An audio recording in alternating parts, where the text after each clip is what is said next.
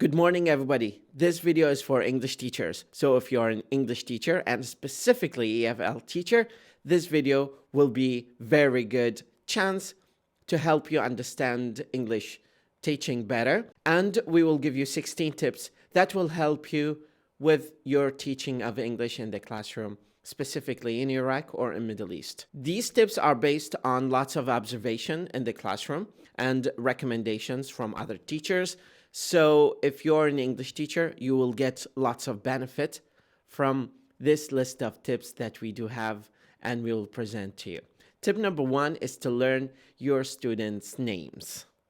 Learning names is going to give them lots of confidence and will help them become part of the engagement in the classroom. If you learn students' names, that will help them become familiar with each and every one of them.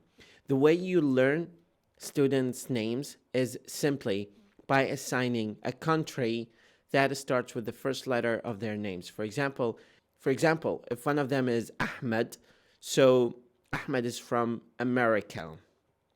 A with A. What you can do is simply write the name Ahmed on the whiteboard and ask them to name a country that starts with the first letter of Mr. Ahmed.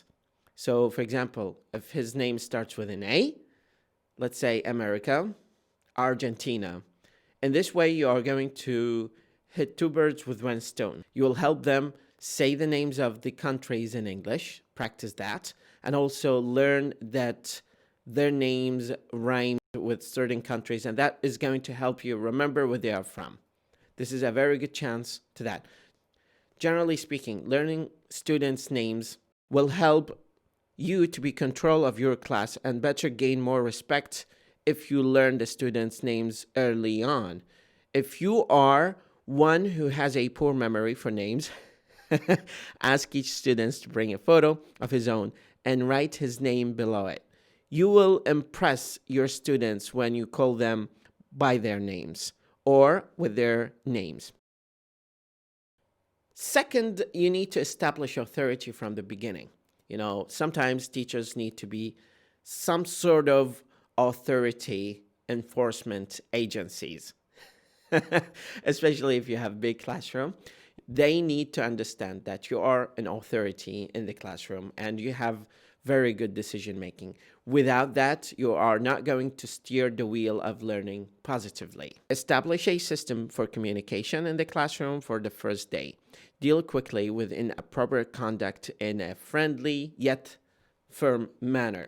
This is going to help you set the wheel of learning positively in the right direction and will help them understand that there is some sort of authority in the classroom that they have to abide by and follow. Third tip to you as an English teacher is to be overly prepared. Of course, we are not going to create long video. We are just going to create short video and then we cut it into parts in order to help you process every one of these tips properly and help you understand them and synthesize them correctly. You need to be overly prepared. Let's say that you have a lesson tomorrow. You're not going to just go to the lesson and start the lesson. You need to do some preparation. For example, checking some topics, accessing some websites, trying to find out different ways of teaching this topic online, for example, on YouTube. Every time I create a lesson, I check the same theme online to see if there are any lessons online that are available and accessible to me in order to see how they introduce the lesson, especially if it's for adults. Mostly nowadays we are dealing with English difficulties for adults. Why? Because the new generation has been overly exposed to English through different media channels and YouTube and access to so many video games. So they have very good solid foundation with English. And the gap is with the old generation, specifically generation 70s, 80s, and 90s. Where they grew up in a gap, did not have enough exposure to English. They were not immersed in a culture that is conducive to language learning. Most of their learning was based on grammar, so it's a grammar-based language learning, and that just created so many complexities and difficulties to them through their learning, through their learning trajectory. And we are just facing that. So let's go back to the point that I mentioned, which is tip number 3. Being well mentally prepared for each lesson is a must. You also need to know the consequences of activity and how long each activity will take. Also, you should have an additional activity prepared in case you have extra time. Mostly, if you're an overly prepared teacher, sometimes you finish in time, sometimes you do not finish in time, sometimes you finish early. But that is on the expense of the advantage and benefit of teachers and students most of the time. Because if you are assigning them to do an activity in 10 minutes and they haven't fully understood the activities in 10 or 5 or 15 minutes, you need to add an extra time. Sometimes you need to shorten the activity because they are well prepared and they have been introduced to this activity before. So you find yourself in a gap where you need to fill it in with another activity. So you always need to have a backup plan. To have a backup plan does not necessarily mean that you need to go back to the textbook. I honestly don't believe that there is any textbook that is suitable for all students and for all learners. Why? Because every learner has a different background, and if we combine these, we are combining so many variables. Once so many variables are thrown on the table, it is going to be really hard to manage this sort of variables out there within one context and within one classroom. So you need to be overly prepared. You have to have a backup plan.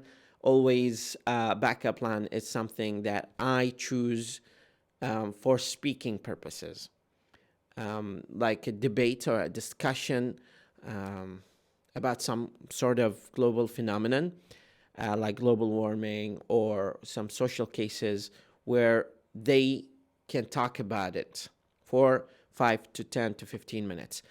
Remember something, whatever you introduce to students or to learners, they may forget around 60% when the class is over. So whatever you teach them, it should not be strictly related to the textbook, but to their life, to have some sort of relevance to their life. You eventually going to leave them at the threshold of the door. They're going to face their life, and when they go out and about in their lives, they need to take the benefit that they got from the lesson in their life. So whatever you introduce to them, it has to be some sort of human-related topic. It has to be related to their social life and activities.